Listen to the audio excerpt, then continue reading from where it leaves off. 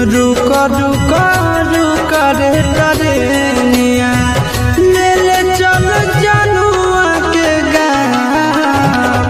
रुका रुका रुका रे टरेनिया ले ले चल जनुआ के गाँव। रुका रुका रुका रे टरेनिया। डीजे दयानंद दिलदार सरस्वती स्थान कठरा दी टोल।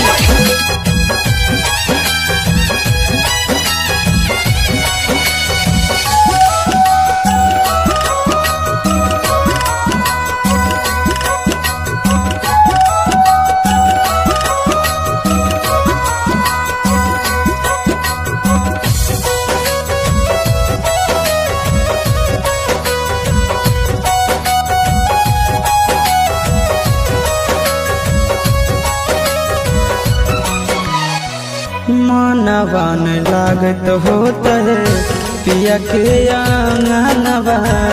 रतिया में देखी देखी रोबत होते चनवा, रोबत होते चनवा।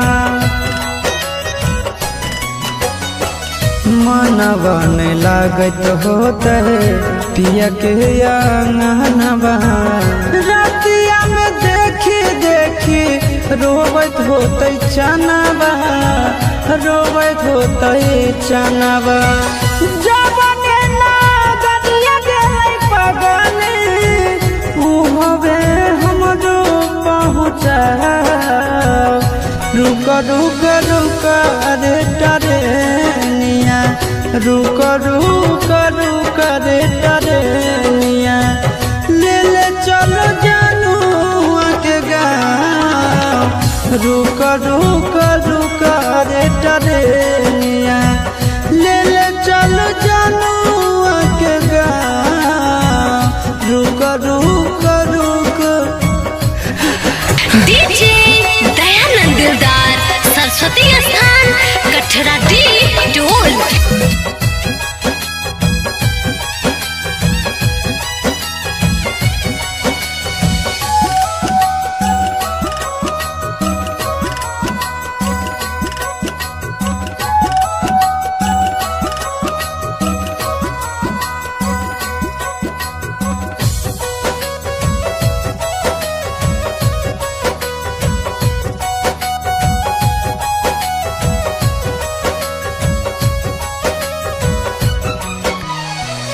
फोनबो नहीं कैला कहीं नहीं भेजले कई खबरिया।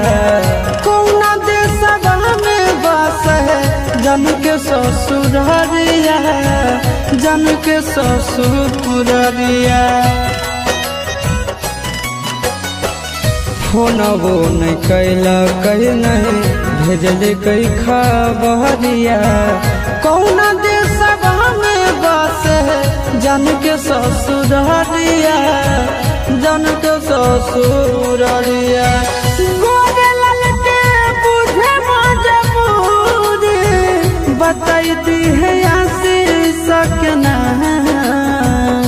रुका रुका रुका रे टरेनिया, रुका रुका रुका रे टरेनिया ले ले चल जनुआ के गाँव। रुका रुका रुका रे टरेनिया ले ले चल जनुआ के गाँव। रुका रुका रुका रे टरेनिया।